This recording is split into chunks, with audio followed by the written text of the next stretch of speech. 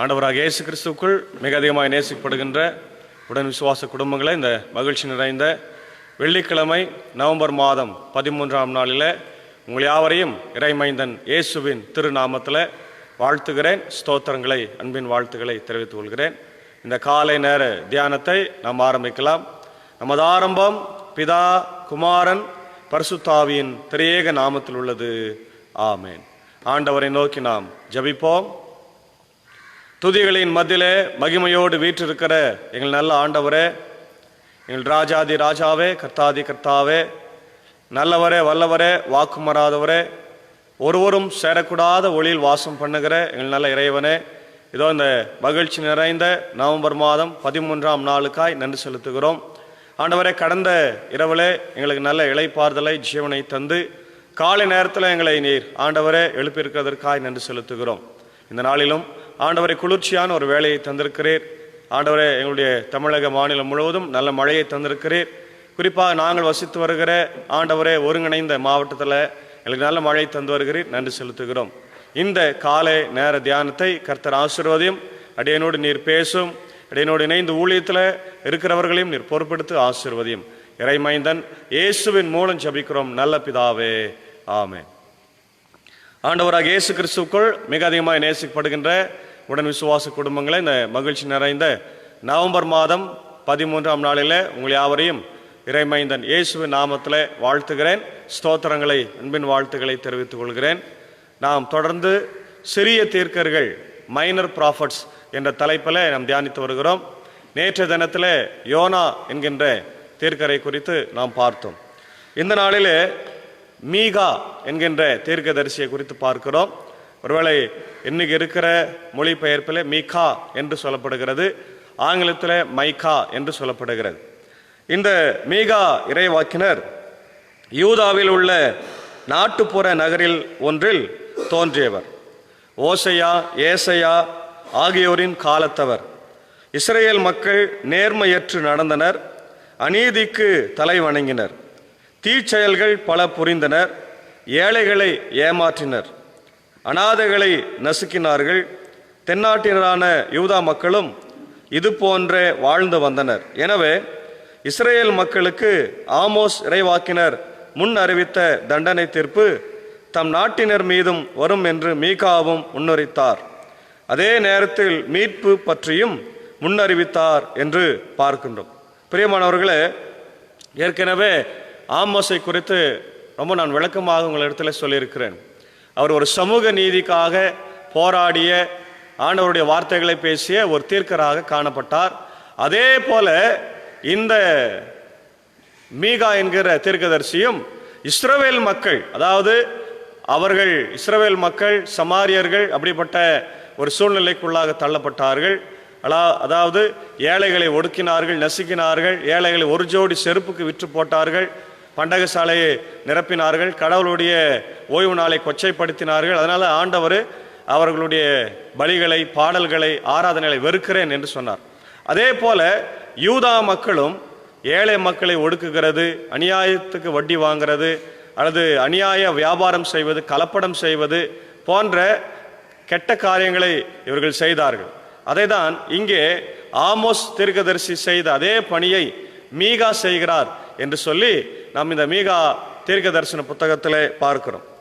இதை குறித்த அலெக்சாண்டர் என்று சொல்லப்படுகின்ற ஒரு இறையியலாளர், தியாலஜியன் சொல்லுகிறார், மீகா யூதாவை சேர்ந்த தீர்க்கதரிசி. எசேக்கியா அரசனின் ஆட்சி காலத்தில் ஏறத்தாழ கிமு 720 719 தம் செய்தியை கூறினார். இதற்கு முன் யோதாம், ஆகாஸ் என்னும் அரசர்களின் காலத்திலும் ஆண்டவருடைய வார்த்தை வழங்கினார் என்று இந்த நூல் தொடக்கம் முதல் தெரிய வருகிறது. இதில் ஒன்றில் நாம் பார்க்கிற போது இவர் மோஷரத் ஊர் என்று குறிப்பிட்டுள்ளது. பெலிஸ்தியாவின் எல்லைக்கு அருகில் உள்ள ஒரு கிராமமாக மோரஷத் இருந்ததிருக்கலாம். அது தெக்கோவா வனாந்தரத்திலிருந்து 17 மைல்களுக்கு அப்பால் உள்ளதென கணிக்கப்படுகிறது. தெக்கோவா ஆமோஸ் வாழ்ந்த ஊர். இந்த பகுதி மோஷராத் என்று சொல்லப்படுகிற பகுதி 17 மைல் தொலைவில் இருக்கிறது. இது மீகா வாழ்ந்த ஊராக சொல்லப்படுகிறது.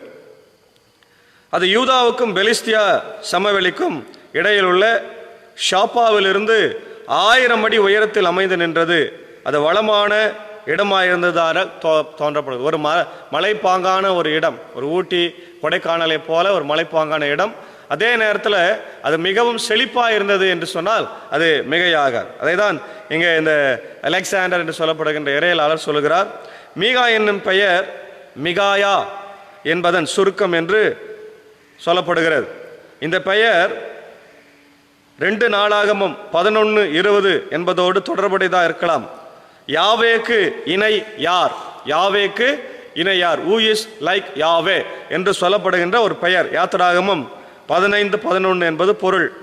மிகாவேல் என்பதற்கும் இறைவனுக்கு ஈடானோர் யார் என்பதே பொருள். மிகாவேல் என்று சொன்னால் தேவதூதன் இல்லையா? அதனால் மைக்கேல் என்று நம்ம இங்கிலீஷில் சொல்கிறோம், தமிழில் மிகாயேல் என்று நாம் சொல்லுகிறோம். இறையுலகர்கள் இந்த வரிசையில் மீகா 4ஆவதவர். அதாவது தீர்க்கதரிசியில், சிறிய தீர்க்கதரிசியில் வரிசையில் மீகா 4ஆவதாக காணப்படுகிறார். இவர் யூதேயாவின் 2ஆம் முக்கிய தீர்க்கதரிசி. கிமு 8ஆம் நூற்றாண்டின் இறுதியில் எபிரேய இறையுறையின் பொற்காலத்தை பிறப்பித்த இறையுறலரான ஆமோஸ், ஒபதியா, ஏசையா ஆகியோருடன் இவரும் சேர்ந்தார் என நம்ம பார்க்கிறோம். அப்போ பொதுவாக திருமறையில் 8ஆம் நூற்றாண்டு தீர்க்கர் என்று சொன்னாலே ஒரு மிகப்பெரிய ஒரு ஆண்டவருடைய பணியை பயங்கரமாக செய்தவர்கள். அதாவது யாருக்கும் பயப்படாமல், எந்த அரசனுக்கும் பயப்படாமல், எந்த அதிகாரத்துக்கும் பயப்படாமல் தைரியமாக கடவுளுடைய வசனத்தை சொன்னவர்கள் தான் அங்கே 8ஆம் நூற்றாண்டு தீர்க்கர்கள். அதே போல அவர்களோடு மீகாவும் இருக்கிறார் என்று சொன்னால் அது மிகையாக. அப்போ இவரும் ஒரு சமூக நீதிக்காக ஆண்டவருடைய இறை வார்த்தையை அன்னைக்கு இருந்த மக்களுக்கு எடுத்துரைத்திருக்கிறார் என்று இந்த இறையலாளர் தன்னுடைய கருத்தில் பதிவு செய்கிறதை நாம் பார்க்கிறோம். அதே போல சமுதாய நிலையிலிருந்து மீகா இந்த மக்களுக்கு விரோதமாக இருக்கிறார். அதாவது இந்த ஏசையா இவங்களெல்லாம் கொஞ்சம் வித்தியாசப்படுகிறார். ஏசையா ஒரு செல்வந்தர், மீகாவோ ஒரு சிற்றூர் கலைஞன், ஒரு சாதாரண சிறிய கிராமத்தில் இருந்த ஒரு கலைஞன். ஆமோஸ் ஒரு மெய்ப்பன், ஓசையா ஒரு விவசாயி.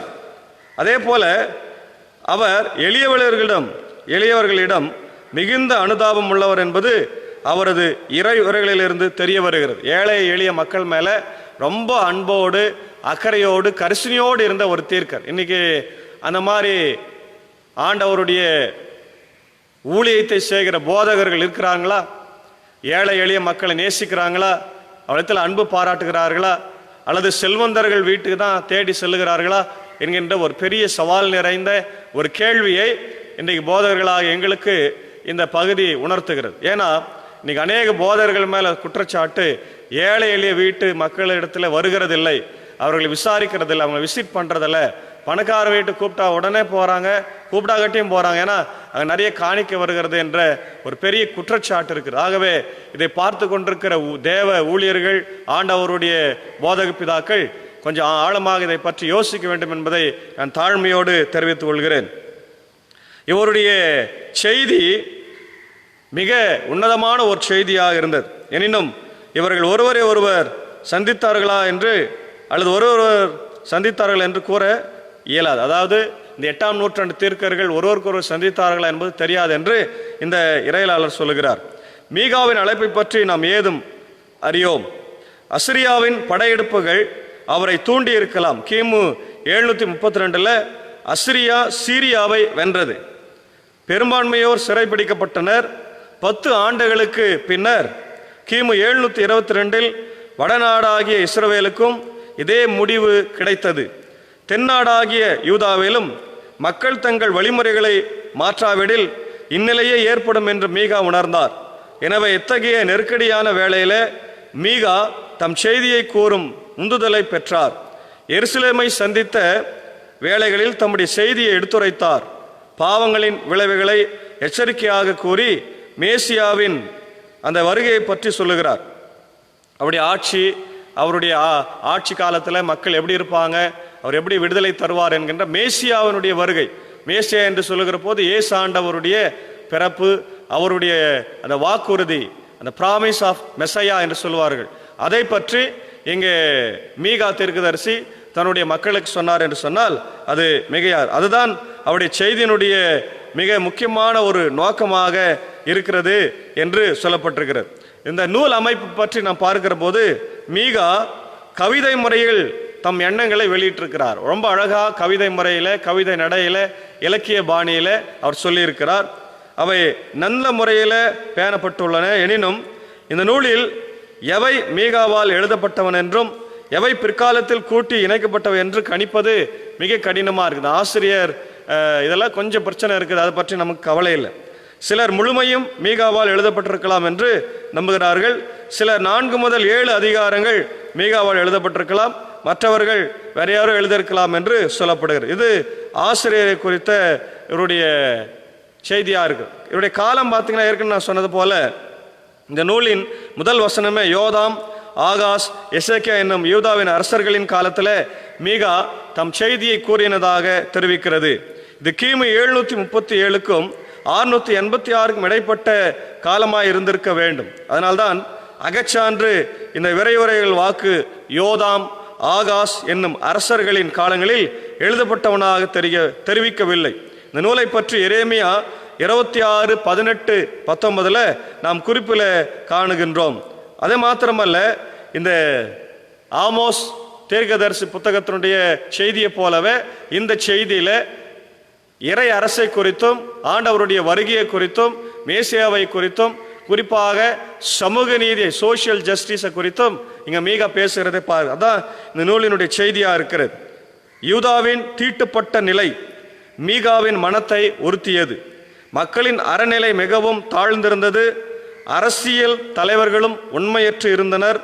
வாழ்க்கையின் எல்லா மட்டங்களிலும் நன்னெறி குறைந்திருந்தது. ஆகவே புற நாட்டினரால் எளிதில் வெற்றி பெறத்தக்க நிலையில் யூதா மக்கள் காணப்பட்டனர். அவர்களது நன்னெறி வாழ்க்கையை வலுவூட்டுவதே அவருடைய மிகப்பெரிய கடமையாக இருந்தது என்று நாம் பார்க்கிறோம். அதே போல இவர்களுக்கு ஆண்டவர் சொன்ன தீர்க்க தரிசன ஒரு வார்த்தையாவது மீகா தன் வாழ்க்கையை அதற்கென அர்ப்பணித்து அவர்களுக்காக பணியாற்றினார். பாவத்திற்கு நிச்சயமான தண்டனை உண்டு என்பது அவரது போதனை. மன்னிப்பு பெற மனம் திரும்புதல் தேவை என்பதை உணர்த்தினார். உண்மையான பாவ உணர்வு தன்னையே ஆழ்ந்து நினைத்து இறைவனிடம் மட்டுமே சார்ந்து நிற்க செய்யும் என்கின்றதை உணர்த்தினார். அதே போல பலிகளின் முக்கியத்துவங்களை சொல்லுகிறார். காணிக்கைகள் மூலமாகவும் இறைவனின் இரக்கத்தை பெற்றுக்கொள்ளலாம் என்று எண்ணுதல் முட்டாள்தனம் என்று சொல்லுகிறார். மனிதரிடம் நியாயமும் இரக்கமும் செய்து இறைவனுக்கு பயந்து வாழ்க்கை நடத்துவதே சாலவும் சிறந்தது என்று சொல்லுகிறார். பிரியமானவர்களே, பலியை விட இரக்கமே சிறந்தது என்று சொல்லுகிறார். அதாவது இன்னைக்கு நிறைய பேர் என்ன செய்யறாங்க, பாவம் செஞ்சுட்டு மூட்டை மூட்டையாக போய் காணிக்கை செலுத்தினா பாவம் எல்லாம் மன்னிச்சிருவார் கடவுள், அது பிராயச்சித்தம் ஆகிடும், அது பரிகாரம் ஆகிடும்னு சொல்லி நிறைய பேர் நம்ம தப்பாக எண்ணிக்கொண்டிருக்கிறோம். பாவத்திற்கு சம்பளம் மரணமே. பாவம் எப்பொழுது மன்னிக்கப்படும் என்றால் நாம் உண்மையாக மனம் வருந்ததலோடு மனம் திருந்ததலோடு கடவுளிடத்தில் திரும்பினால் மட்டும்தான் பாவம் மன்னிக்கப்படும். நாம் செலுத்துகிற பலிகளினாலோ நாம் செலுத்துகிற காணிக்கைகளினாலோ எந்த விதமான பாவமும் மன்னிக்கப்படாது. அப்படி அது மன்னிக்கப்பட்டால் அது ஏற்கனவே 16ஆம் நூற்றாண்டில் நாம் பார்த்த சீர்திருத்தல் காலத்தில் மார்ட்டின் லூத்தருடைய காலத்தில் வாழ்ந்த நாட்களில் போல அது மாறிப்போம். அது கள்ள போதனை. ஆண்டவர் பணத்துக்காக தம் மக்களை மன்னிக்கிறவர் அல்ல.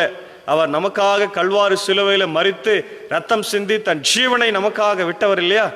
ஆகவே அவருடைய மீட்பை நாம் கொச்சைப்படுத்தவே கூடாது, அவருடைய மீட்பை நம்ம அசிங்கப்படுத்தக்கூடாது. அன்னைக்கு அவர்கள் அந்த மீகா காலத்தில் அவர்கள் தெரியாமல் செய்தாங்க. ஆனால் இன்னைக்கு நம்ம தெரிஞ்சே செய்கிறோம், பாவங்களை தெரிஞ்சே செய்கிறோம், அக்கிரமம் செய்கிறோம், அநியாயம் செய்கிறோம் இல்லையா? இதெல்லாம் கடவுளுக்கு அருவருப்பானது என்பதை நம்ம இந்த நேரத்தில் உணர்ந்து கொண்டு மனம் திரும்புதலோடு ஆண்டவரிடத்தில் நாம் வர வேண்டும். ஏழைகளை ஒடுக்காமல் ஆண்டவருக்கு உண்மையான ஊழியத்தை செய்கிற மக்களோடு நாம் இணைந்து ஊழியத்தை செய்வது, நம்மால் முடிந்த உதவிகளை செய்வது, இவையெல்லாம் தான் இன்றைக்கு ஆண்டவர் நம்மிடத்தில் எதிர்பார்க்கிற ஆன்மீக நீதி, சமூக நீதி என்பதை நாம் மறந்து போகவே கூடாது. அதே போல இறைவன் நீதியை சரி கட்டுகிறவர், பழி வாங்குகிறவர் என்னும் அவரின் கோபம் இல்லையா? பாருங்க, அவர் நீதியை சரி கட்டுகிறவர், பழி வாங்குகிறவர். ஆனால் அதே நேரத்தில் அவருடைய கோபம் மிக மிக குறைவாக இருக்குதான். ஒரே ஒரு நிமிடம் தான். அவர் பாவங்களை மன்னித்து இரக்கம் பாராட்டுகிற பண்புடையவர். பிதாக்களின் மூலம் வாக்குரைத்த இறைவன் மனிதன் தவறு செய்தாலும் தமது வாக்கில் அவர் மாறாதவர். மனிதன் மாறி போகலாம், மனிதன் தன்னுடைய வாக்குல இருந்து மாறிடலாம். ஆனால் கடவுள் வாக்கு மாறாதவராக இன்றைக்கும் நம்மோடு கூட இருக்கிறார். ஆமென். மீட்பினை பற்றிய போதனையை கூறுகையில் அவர் மேசியாவின் வருகையை பற்றி முன்னறிவிக்கிறார். அவரது வருகை இங்கே இந்த புது யுகம், அவருடைய புது யுகம் தொடங்குகிறது. அவரே மெய்யான சமாதானக்காரனர் என்ற ஒரு செய்தி இதில் இருக்கிறது. மீகாவின் செய்தி தற்காலத்திற்கு ஏற்றதாக இருக்கிறது. மனிதன் சீரடைய அவர் செய்யும் எவ்வித முயற்சிகளும் பயன்படாது. மனிதரோடும் இறைவனோடும் நல்லுறவு கொள்வதற்கு ஏற்ற மனமாற்றம் தேவை என்பதை சொல்லுகிறார். அப்போ கடவுளோடு மட்டும் நான் உறவு வச்சுக்கிறேன்னு சொல்லிட்டு ஆலத்துக்கு வந்து ஜபம் பண்ணிட்டு காணிக்க போட்டு வெளியே போய் நம்ம குடும்பத்தோடு சண்டை போட்டுன்னு சாடி போட்டுன்னு இருந்தோம்னா அதில் நல்ல ஒரு ஆண்டவருடைய பிள்ளைகள் என்ற ஒரு சாட்சி இல்லை. அப்போ கடவுளோடு இறை உறவில் இருக்கிறவன் என்று சொல்லுகிறவன் தன் இனத்தானோடு, தன் மனிதனோடு, தன் சொந்தக்காரனோடு அல்லது தன் கணவனோடு, தன் மனைவியோடு, தன் பிள்ளைகளோடு, நண்பர்களோடு, எதிர் வீட்டுக்காரோடு சமாதானமாக இருக்க வேண்டும். அது ரொம்ப ரொம்ப முக்கியமான ஒரு அழைப்பாக நம்ம எப்படி இருக்கிறோன்றதை யோசி. ஆலயத்துக்கு தொடர்ந்து டெய்லி கூட நம்ம வரலாம், ஜபம் பண்ணலாம், எல்லாம் அதில் எந்த விதமான தப்பு இல்லை. ஆனால் அதே நேரத்தில் கடவுளை தொழுகை செய்து விட்டு நம் சொந்த இனத்தான இடத்துல, மனிதன் இடத்துல இல்லையா, நம்முடைய வீட்டு அண்டையில் இருக்கிற நெய்பர் இடத்துல, எதிர் வீட்டுக்காரன் இடத்துல, நம்முடைய பக்கத்து வீட்டுக்காரன் இடத்துல நீ பேசாமல் சண்டை போட்டுன்னு இருந்தா அது ஆண்டவருடைய பிள்ளைகள் என்பதற்கு சாட்சி கொடுக்குமா என்கின்ற கேள்விக்கு. அப்போ மனுஷனோடும் கடவுளோடும் தொடர்புடைய ஒரு வாழ்க்கையை தான் இன்றைக்கு ஆண்டவர் நம்ம இடத்துல விரும்புகிறதை நாம் பார்க்கிறோம். அதே போல இங்கே இன்னொரு மிக முக்கியமான ஒரு செய்தி, போர் நிறுத்தத்திற்கு இறைவனின் ஆட்சிக்கும் அடக்குதல், போருக்காக பயன்படுத்துபவைகளை சமூக நலத்திற்காக பயன்படுத்துதல், போர் செய்வதற்கான அந்த எண்ணம் தவிர்க்கப்படல் ஆகியவை சிறப்பானது. மனித பாதுகாப்பின்றி இறைவன் பாதுகாவலில் வாழ்வதே சமாதான நிலையாக என்று இன்றைக்கு சொல்லப்படுகிறது. பிரியமானவர்களே, இந்த புத்தகத்தில் அந்த போர் செய்கின்ற அந்த கலப்பைகளை பற்றி இங்கே நாம் பார்க்கிறோம். அதை தான் இன்றைக்கு நம்முடைய WHO வேர்ல்ட் ஹெல்த் ஆர்கனைசேஷன்லையும் அல்லது நம்முடைய UNO United nation organisation UNO தான், யுனைடெட் நேஷன் ஆர்கனைசேஷனில் அந்த செய்தியை தான் இன்னைக்கு அவர்கள் வைத்திருக்கிறார்கள். ஏனால் பாருங்க, அந்த ஈட்டிகளை வாள்களை எல்லாம் கலப்பையாக மாற்றுங்க அப்படின்னு சொல்லி அந்த வசனம் வருகிறது. அப்போ இன்னைக்கு போர் செய்வது மிகப்பெரிய கடவுளுக்கு விரோதமான செயல். இன்னைக்கு பாருங்க, நாட்டுக்கு நாடு போர் செய்யறதுக்கு ஆயத்தமாக இருக்கிறான். சைனா இந்தியாவை தாக்கத்துக்கு ஆயத்தமாக இருக்கிறான் இல்லையா? அதே போல் பல நாடுகள் இன்னைக்கு பல நாடுகளை தாக்கி எப்படின்னா அவங்களை பிடிக்கணும், அவங்களை இடத்த பிடிக்கணும், அந்த பழி வாங்க வேண்டும் என்கின்ற ஒரு சிந்தனை இருக்கிறது. ஆனால் இந்த மீகா தீர்க்க தரிசன புத்தகத்தில் வருகிற இந்த பகுதியில் பார்த்தோம்னு சொன்னால் போருக்கான எல்லா தளவாடங்களையும் எல்லா அந்த வெப்பன்ஸையும் எல்லாம் நீங்கள் என்ன பண்ணுங்க, விவசாயம் செய்வதற்கான அந்த இதை மாற்றுங்க, கலப்பையெல்லாம் மாற்றி அது கடவுளுக்கு ஏற்ற ஒரு பொருளாக மாற்றப்பட்டு கடவுளுடைய ஊழியத்தை விவசாயத்தை செய்வதற்காக மாற்றுங்க என்று மிகப்பெரிய ஒரு செய்தியை இந்த பகுதியில் நாம் பார்க்கிறோம். அதை தான் இந்த மீகா தீர்க்க தரிசன புத்தகத்தில் நாம் பார்க்கிறவர்களாக இருக்கிறோம். அது இந்த பகுதியில் நமக்கு வருகிறது மிக மிக முக்கியமான ஒரு செய்தியாக இதில் காணப்படுகிறது. மாத்திரமல்ல, இந்த பகுதியில் மீகா தீர்க்க தரிசனை குறித்து லுத்தருடைய பார்வையில் நாம் பார்த்தோம் என்று சொன்னால், லுத்தர் இதை குறித்து ரொம்ப அழகாக சொல்லுகிறார். God's grace in Micah. Micah meaning who is like the Lord, யார் கடவுளை போன்றவர்கள். அதாவது 7:8 presents the grace of God in the descriptions of the ultimate reign of Jesus over the whole world in the Messianic kingdom. ஏசாண்டவருடைய மேசியாவினுடைய அந்த பரலோக ராஜ்யத்தினுடைய ஆளுகை உலகம் முழுவதுக்கும் பரப்பப்படும் என்கின்ற ஒரு செய்தி இதில் காணப்படுகிறதாக நாம் பார்க்கிறோம். Micah describes God and His grace very fully. மீகா கடவுளுடைய கிருபையை ரொம்ப ஆழமாக அதிகமாக சொல்லுகிறார். Who is God like you? நம்முடைய கடவுளை போல யார்? பார்த்தீங்களா, ரொம்ப அழகாக சொல்றார். நம்முடைய கடவுளை போல உலகத்தில் யாருன்னா இருக்கிறாங்களா? அப்படிப்பட்ட கடவுள் யார் மேலே? ஏன்னா தன் குமாரனையே தந்தவர், தன் ஜீவனை நமக்காக கொடுத்த இயேசு ஆண்டவர். அதே போல who forgives, இல்லையா, நம்முடைய பாவங்களை மன்னிக்கிறவர் அவர். You do not stay angry forever but delight to show mercy. அவர் எப்பொழுதும் நம்ம இடத்துல கோபம் காமிக்கிறவராக இல்லாமல் அன்பு காமிக்கிறவராக, இரக்கம் காமிக்கிறவராக இருக்கிறார். In one of the clearest and most important of all prophecies, Micah points out the birthplace and eternity of the Messiah 700 years ago. ஆமாம், எப்பாப்ராத்தா எனப்பட்ட பெத்லகமே, நீ ஆயிரங்களுக்குள்ளே சிறியதாக இருந்தாலும் உன்னிடத்தில் புறப்படுகிற மகாபிரபு பெரியவராக இருப்பார் என்ற வார்த்தை ஏற்கனவே இயேசு ஆண்டவர் பிறக்கிறதுக்கு முன்னாடி 700 வருடங்களுக்கு முன்னதாகவே முன்னுரைக்கப்பட்டதாக இருக்குது. ஏசாயா 7ஆம் அதிகாரத்தில் 9ஆம் அதிகாரத்தில் ஏசானுடைய பிறப்பை குறித்து நாம் பார்க்கிறோம். அதே போல மீகா தீர்க்கதரிசன புத்தகத்திலும் இயேசு ஆண்டவருடைய பிறக்க போகிற இடம் மிக தெளிவாக ரொம்ப அக்யூரேட்டாக சொல்லப்பட்டிருக்கிறது. அப்போ இதெல்லாம் ப்ரீ பிளான் பை காட் என்பதில் எந்த விதமான சந்தேகமும் இல்லை. அதே போல அதாங்க வாசிக்கிறோம். But you Bethlehem எப்பாப்ரா, though you are a small among the clans of Judah, out of you will come for me one who will be ruler over Israel, whose origin from the old, from ancient times. இல்லையா, 5:2 வாசிக்கிறோம். மீகா 5:2 அது இருக்கிறது. மத்தேயு 2:5-6 அது மீண்டும் மீகாவை பற்றிய அந்த செய்தியை மத்தேயு சொல்றார். மீகாஸ் confident of God's grace exclaims, but as for me I watch in hope for the Lord, I wait for my God, my Savior, my God will hear me என்று இங்க மீகா தன்னுடைய ஆதங்கத்தை மக்களுக்கு வெளிப்படுத்துகிறத பார்க்கிறோம். லுத்தர் என்ன சொல்றார்? நம்முடைய மார்ட்டின் லுத்தர் என்ன சொல்றாருன்னா, the prophet Micah lived at the time of Isaiah. பார்த்தீங்களா, ஏசாயாவும் மீகாவும் சமகாலத்தவர்கள், 8ஆம் நூற்றாண்டு தீர்க்கர்கள். இந்த 8ஆம் நூற்றாண்டு தீர்க்கர்கள் ரொம்ப ஸ்பெஷலானவங்க. ஏன்னா இவங்க ஆலயத்தை குறித்து மட்டும் பேசுறதில்ல, சமுதாயத்தை குறித்தும், சமுதாயத்தில் நடக்கிற அக்கிரமங்கள், சமுதாயத்தில் அரசர்கள் தப்பு செஞ்சா கேட்குறாங்க, அதிகாரிகள் தப்பு செஞ்சா கேட்குறாங்க. இன்னைக்கு ஒருவேளை அவங்க இருந்தாங்கன்னா முதல்வர் செய்கிற தப்பை, அல்லது பிரதமர் செய்கிற தப்பை, அமைச்சர்கள் செய்கிற தப்பை தைரியமாக தட்டி கேட்பாங்க. அதை தான் அண்டிங்க அவர்கள் சோஷியல் ஜஸ்டிஸாக செய்தாங்க. ஆலயத்தில் மட்டும் இல்லை, ஆலயத்திற்கு வெளியேவும் செய்தார்கள். அதே போல மீகா 4:1-3, ஐசையா 2:2-4 இதெல்லாம் ஒரே மாதிரி இருக்கும்.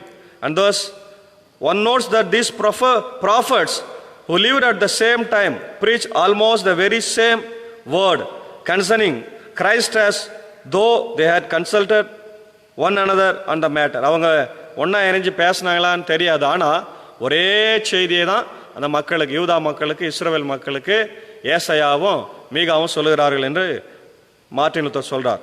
Micah is one of the fine prophets who rebukes the people severely for their idolatry and constantly refers to the coming Christ and to his kingdom. அப்போ மீகா அந்த மக்களுடைய வாழ்க்கையில ஏற்பட்ட மிகப்பெரிய பாவமான ஐடலேட்ரி, சிலை வழிபாட்டை கடுமையாக எதிர்த்தார் என்று நாம் பார்க்கிறோம். சிலை வழிபாடு, ஒருவேளை அன்னைக்கு அதை ஆமோஸ் எதிர்த்தார், ஏசாயா எதிர்த்தார், மற்ற எல்லாருமே எதிர்த்தாங்க, இவரும் அதை எதிர்க்கிறார். கள்ள உபதேசம் இவையெல்லாம் கடுமையாக மீகா எதிர்த்தார் என்று சொல்லப்படுகிறது. அதான் மார்ட்டின் லூத்தர் சொல்றார், in one respect he is unique among the prophets to that he points with certainty to Bethlehem, naming it as the town where Christ was to be born. ஏற்கனவே நான் சொன்ன மாதிரி கிறிஸ்து பிறக்க போகிற இடமாகிய பெத்லகேமை ரொம்ப அக்யூரேட்டா அவர் சொல்றார். அதே போல for this reason he was famous under the Old Testament covenant, as Matthew certainly shows in chapter 2:3-4. In short, he denounces, he prophesies, he preaches. அவர் தைரியமாக பாவத்தை எடுத்துரைக்கிறார், தீர்க்க தரிசனத்தை சொல்றாரு, பிரசங்கம் பண்றாரு. Ultimately, however, his meaning is that even though Israel and Judah have to go to pieces, இஸ்ரேலும் யூதாவும் உடைந்து போகும் என்று தீர்க்க தரிசனம் உரைத்தார். Christ will yet come and make all things good. கிறிஸ்து வந்து எல்லாவற்றையும் சரி செய்வார் என்கின்ற ஒரு செய்தியை இங்கு மீகா தீர்க்கதரிசி சொல்லுகிறதை பார்க்கிறோம். பிரியமானவர்களே, அப்போ இன்னைக்கு சமூக நீதி உடையவர்களாக நாம் இருக்கிறோமா? இந்த செய்தியில் நாம் கேட்டதை போல மக்களும் ஒற்றுமையாக இருக்க வேண்டும். இன்னைக்கு மனிதனுக்கு மனிதனே எதிரியாக இருந்து அவனுடைய அழிவுக்கு காரணமாக இருக்கிறான். எந்த ஒரு இனமும் தன்னுடைய இனத்தால் அழிந்ததாக சரித்திரம் இல்லை. ஆனால் இன்னைக்கு மனிதன் தன் இனத்தையே அழித்து கொண்டிருக்கிறான் என்று சொன்னால் அது மிகையாக, அது போர் தான், வேற ஒன்றும் இல்லை. இன்னைக்கு ஒருவேளை போர் எப்படி நடக்கிறது? ஒரு காலத்தில் ஆயுதங்களை எடுத்து போர் செஞ்சாங்க. அதுதான் மீகா சொல்றாரு, உங்கள் ஆயுதங்களை கலப்பையாக மாற்றுங்கள், மண்வெட்டியாக மாற்றுங்கள், இல்லையா, கோடாரியாக மாற்றுங்கள், அவைகளினாலே விவசாயம் செய்யுங்க, மக்கள் விவசாயத்தினாலே செழிக்கட்டும் என்று சொல்றார். அதான் இன்னைக்கு யுஎன்ஓ தன்னுடைய பேனர்ல அந்த வசனத்தை தான் அவங்க வைத்திருக்கிறாங்க. அதே போல இன்னைக்கு நாம் நம்முடைய திருச்சபையில், நம்முடைய சமூகத்தில் இன்னைக்கு இந்த விழிப்புணர்வுகளை மக்களுக்கு ஏற்படுத்தி கடவுளுடைய ஆசீர்வாதமான செய்தியை நாம் இந்த நேரத்தில் பெற்றுக்கொள்ள வேண்டும். அப்படி பெற்றுக்கொள்ள கர்த்தர் இந்த நாளில் நம் அனைவருக்கும் தேவ ஆசீர்வாதத்தை தந்து வழிநடத்தி காப்பாராக. ஆமேன். எல்லா புத்திக்கும் மேலான தெய்வீக சமாதானம் நம்முடைய இருதயத்தின் சிந்தனைகளை ஆண்டவராக இயேசு கிறிஸ்துவுக்குள் காத்துக்கொள்வதாக. ஆமேன். ஜெபம் செய்வோம். எங்களை நேசிக்கிறதான நல்ல ஆண்டவரே, இந்த மனமகிழ்ச்சியான காலை நேரத்தில் நம்முடைய சமூகத்தை நோக்கி நாங்கள் பார்க்கிறோம். ஆண்டவரே, இந்த நாளிலும் மீகா தீர்க்கதரிசியை குறித்து நாங்கள் பார்த்தோம். மீகா தீர்க்கதரிசி இயேசு ஆண்டவர் 700 வருடங்களுக்கு முன்பதாகவே அவர் பெத்லகேமில் பிறக்கப் போகிறார் என்ற ஆழமான செய்தியை சொன்னவர். இன்றைக்கு நாங்கள் அதை பார்த்து ஆச்சரியப்படுகிறோம். அதே நேரத்தில் மனுமக்களும் எப்படியா இருக்க வேண்டும், மனுமக்களும் கடவுளும் ஆண்டவர் எப்படியா இருக்க வேண்டும் என்ற செய்தியை சொல்லுகிறார். அதே போல போர் நிறுத்தம் குறித்த ஒரு தெளிவு இன்னைக்கு மீகா சொல்லுகிறதை பார்க்கிறோம். இன்னைக்கு மக்கள் இனங்களை அழித்து கொண்டிருக்கிற ஒரு சூழ்நிலை.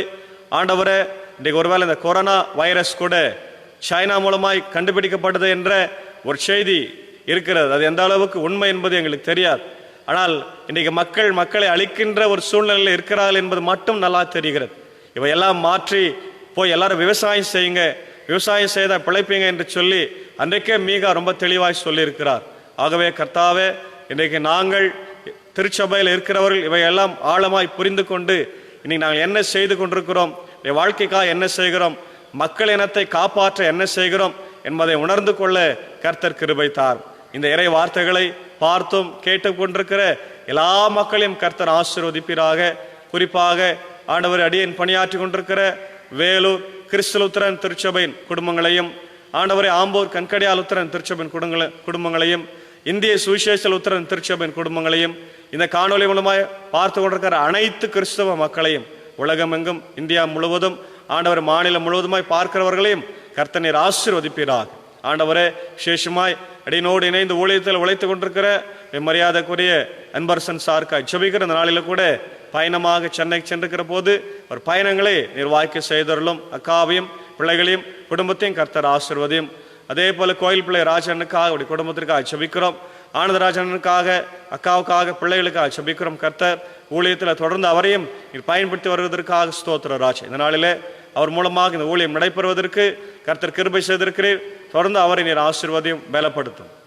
ஆண்டவரே, விசேஷமாக இந்த நாளிலே டாக்டர் சாமுவேல் மார்ட்டின் அங்கிளுக்காக ஜெபிக்கிறோம். பிலிப்பைன்ஸ் நாட்டில் இருந்து ஒவ்வொரு நாளும் அவர்தான் ஆண்டவரே மிக அதிகமாய் அடியேனுக்கு உற்சாகத்தை கொடுக்கிறார். இப்படிப்பட்ட ஊழியத்தை விடாமல் செய்ய வேண்டும் என்று ஆண்டவரே அடியேனுக்கு கொடுக்கிற ஆலோசனைகளுக்காக உமக்கு ஸ்தோத்திரம். அவர் கொடுக்கிற ஆலோசனையின்படி இந்த ஊழியத்தை அடியேன் தொடர்ந்து நடத்தவும், இந்த இறையியல் சிந்தனைகளை எல்லாம் அவரோடு கூட பேசி ஆண்டவரை கற்றுக்கொண்டு இதை குறித்த ஆண்டவரை ஏற்பாடு செய்து நடத்தவும் அடியேனுக்கு கொடுத்திருக்கிற நல்ல ஒரு அங்கிளுக்காய் ஸ்தோத்திரம். அவருக்கு இருக்கிற பலவீனங்களை எல்லாம் மாற்றுங்க ஆண்டவரே, கஷ்டங்களை மாற்றுங்க, படுக்கையை மாற்றுங்க. அன்பு மனைவி, குடும்பத்தின் மக்களை ஆசீர்வதிங்க. அதே போல் அன்பு தம்பி மார்ட்டின் லுத்தருக்காக ஜெபிக்கிறோம். ஆண்டவரை அவரையும் பலப்படுத்தும். கர்த்தாவே, அவனுக்கும் இருக்கிற அந்த பலவீனங்களை மாற்றும். இன்னும் ஆண்டவரை இன்றைக்கு யாரெல்லாம் பலவீனமாய் ஆண்டவர் வியாதியில் இருக்கிறார்களோ, ஜெபம் தேவைப்படுகிறதோ எல்லாருக்காக நான் ஜெபிக்கிறாச்சா. எல்லாருடைய பலவீனத்தை என் தேவன் மாற்றி போடுங்க. கர்த்தாவே, கொடுத்திருக்கிற மழைக்காய் நன்றி. இந்த மழையினாலே நம்முடைய இயல்பு வாழ்க்கை பாதிக்காத வண்ணம் எங்களை பாதுகாத்தரலாம். தொடர்ந்து இந்த நாள் முழுவதும் நம்முடைய இறை அருள் பிரசன்னம் எங்களை பாதுகாக்கட்டும். நம்முடைய தெய்வீக சமாதானம், சந்தோஷம் ஆண்டவர் எங்கள் எல்லாருக்கும் தந்து வழி நடத்தும். எங்களை ஆட்சி செய்கிற தலைவர்களுக்காக, ஜனாதிபதி, பிரதமர், முதல்வர், முன்களத்தில் பணியாற்றுகிற மருத்துவர்கள், செவிலியர்கள், காவல்துறை, தூய்மை பணியாளர்களுக்காக ஜெபிக்கின்றோம். எல்லாரையும் என் தேவன் வழிநடத்தி ஆசீர்வதிக்க வேண்டுமாய் ஜெபிக்கிறோம். தொடர்ந்து கிருபை எங்களோடு கூட தங்கியிருக்கட்டும், வழி நடத்தும். ஆண்டவராக இயேசுவின் மூலம் ஜெபிக்கின்றோம். எங்கள் ஜெபம் கேளும் நல்ல பிதாவே, ஆமென். நமது ஆண்டவராக இயேசு கிறிஸ்துவின் கிருபை, பிதாவாகிய கடவுளின் அன்பு, பரிசுத்தாவின் ஐக்கியம் நாளில் நம் அனைவரோடு கூட தங்கியிருப்பதாக. ஆமென்.